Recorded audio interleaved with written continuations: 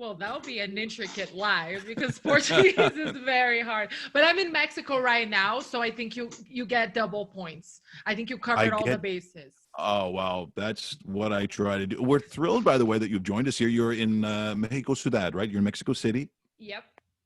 Yep.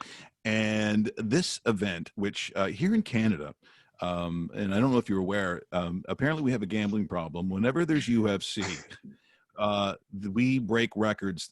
We love to gamble on MMA, and the fact that this is going to be really the first of its kind in the world where we're seeing a professional league have an event. I can only imagine what the numbers, Fernanda, are going to look like on this. There must be huge. I have to think it's going to be big. Well, all I'll say is like if I do picks today, don't listen to me. I'm terrible. If you're gonna bad on the other person, like it's a gift I have for being bad at it. It's truly I can't explain it. But yeah, I don't.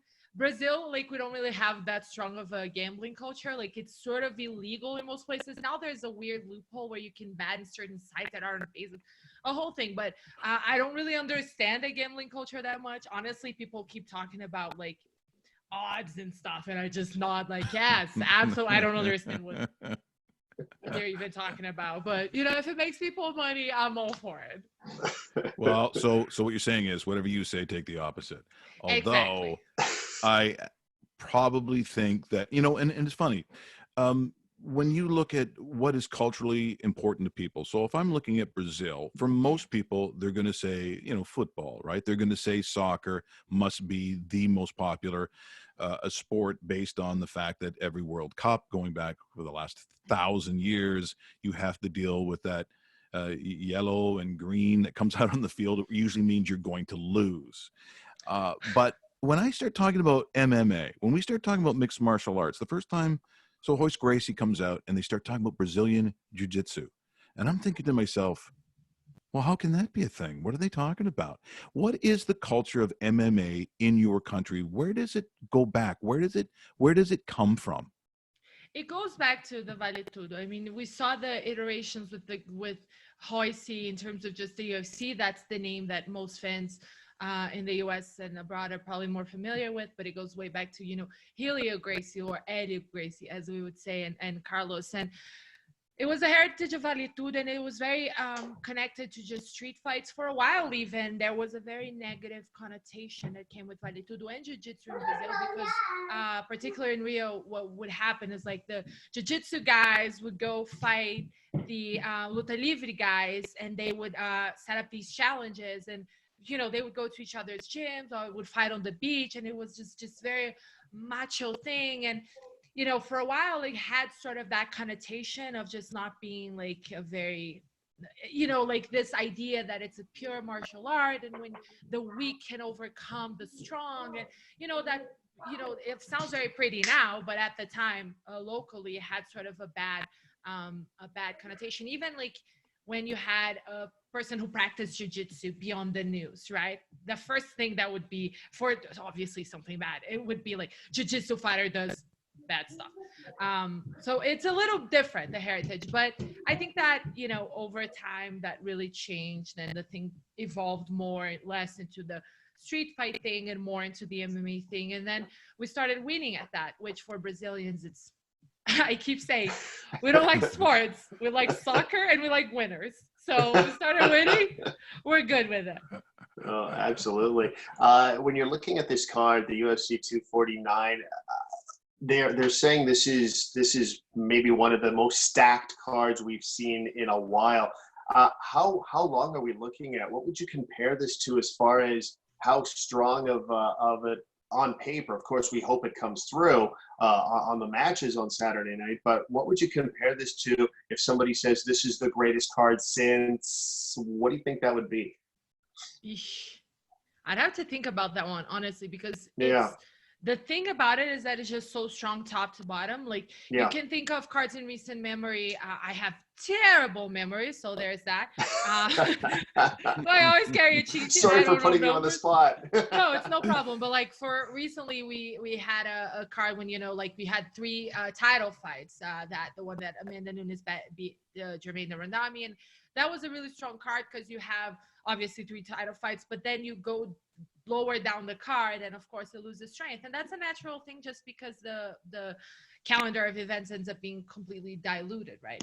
And then you look at this one and people haven't for a while, and you had fights that had been sort of backing up and people really wanting to get in on this. So you're able to put together a card that is just really strong no matter how you look at it. You see fights early in the card like the rematch between Vicente Luque and Nico Price, which could easily be a main card fight in wherever other situations, and it's not, you know. So I think just the circumstances made it, honestly, that I can remember right now at the top of my head, the strongest card I've seen in years, just thinking about top to bottom strength.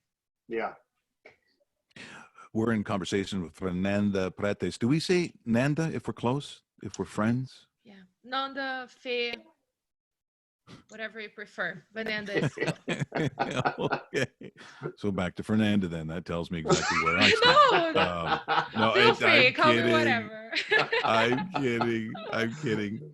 Henry Cejudo says that he is the greatest combat sports athlete of all time. He is compact. He is really quite something to watch. He's going to be fighting Dominic Cruz.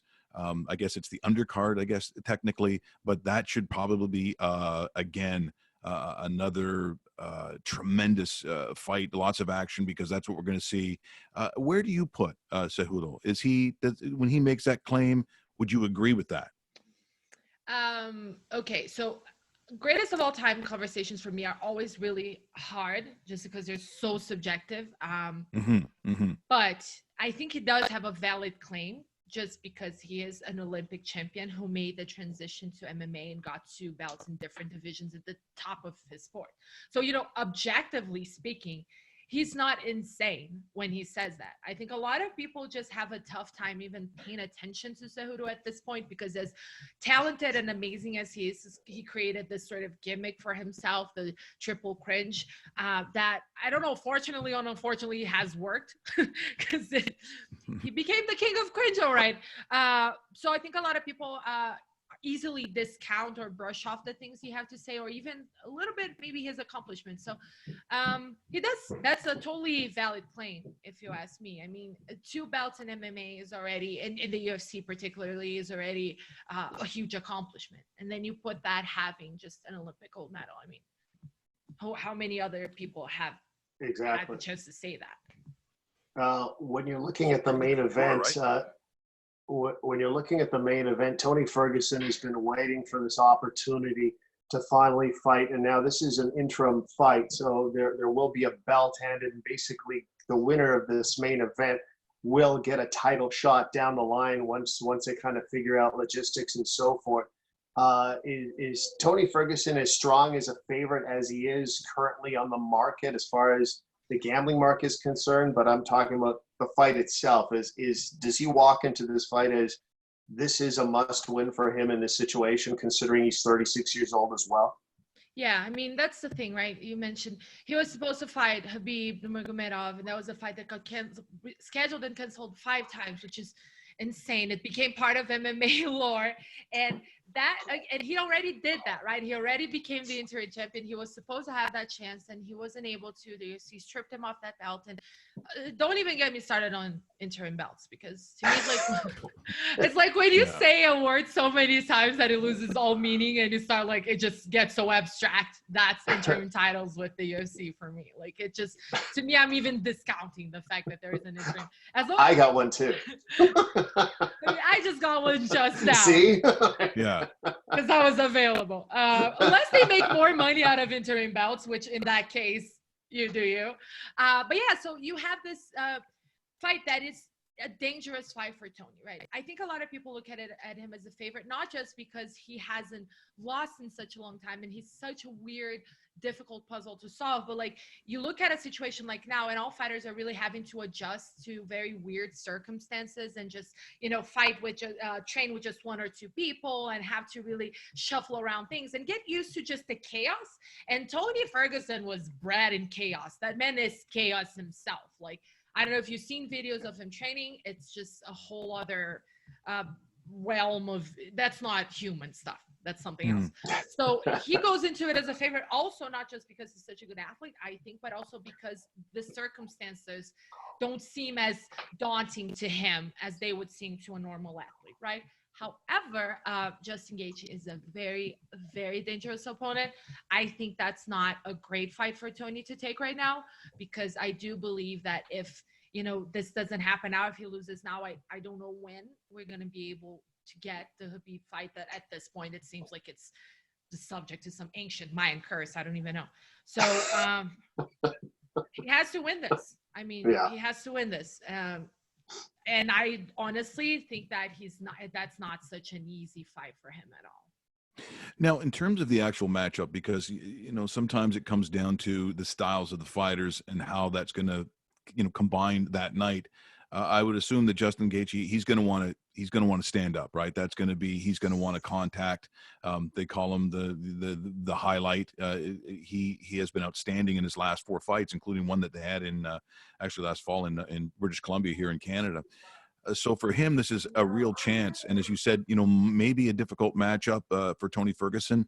If you're looking at how the fight probably looks, does Ferguson try to get it to the ground? I know he's got jiu-jitsu certainly in his background, but it's probably for Justin Gaethje, he's going to want to keep that fight standing up. Who wins that battle? How do you think this fight looks? He can try to take Justin down, but Justin is also an amazing wrestler, and he's very hard to get taken down. So, and that's the thing, because Justin Gaethje became known for being a brawler because he just loves that, and you hear him speak and it's just really weird, but like in a best way, in a very MMA way. He's just so weird. He's just a weird individual. He really enjoys that. You see some fighters who train to survive in the situations and to survive in the fire. Justin is the type of guy who likes that. So he's been known as a brawler because that's something that the public can really understand and get behind. It's good for every fan can understand a fist fight, right? You don't need to have such an expertise in MMA to understand 2 men punching each other in the face, and he's very good at that. But his basis is wrestling. He's not an easy guy to get taken down, and I think Tony has also shown that he is mortal or beatable on the ground. So my thing with him is that he has been hit, he has been dropped, and Justin has a lot of power. But again, Tony has a lot of movement. He's very unpredictable. So I see him sort of like just maybe circling around and getting Tony to like get caught in the whirlwind and tire him out, perhaps, because Tony has also an insane pace. And a lot of the fighters who fought him describe it as him being the kind of guy that just, you don't know what's happening to you. You don't like, at one point you just look and you're exhausted and you've just been drowned out by that tidal wave that is Tony Ferguson. So he might very well be able to do that with Justin Gaethje, but I don't really see him knocking Justin Gaethje out. I don't see him having an easy time taking Justin Gaethje down. And I do see maybe Justin Gaethje knocking him out. So. Wow. So, well, see, this is what we have to, I know you're going to hate this. Please don't hate me. This is why I have to call you Fernanda still. If you have to make a prediction, sorry. Yeah. If you have to make a call, and let's say you don't have to put down a lot of money. Okay. Let's say $100,000. Let's say you can put down $100,000. Pocket money. I have it right now. I have it on me. Of course, absolutely you do. How does it happen? And can you predict? I mean, maybe a round's difficult, but how do you think the fight ends? Who wins? Okay, so I was giving you the prediction that is the bold one, right? Like the Justin Gaethje might just pull it out of his hat. I'm a total coward. I go with the same thing.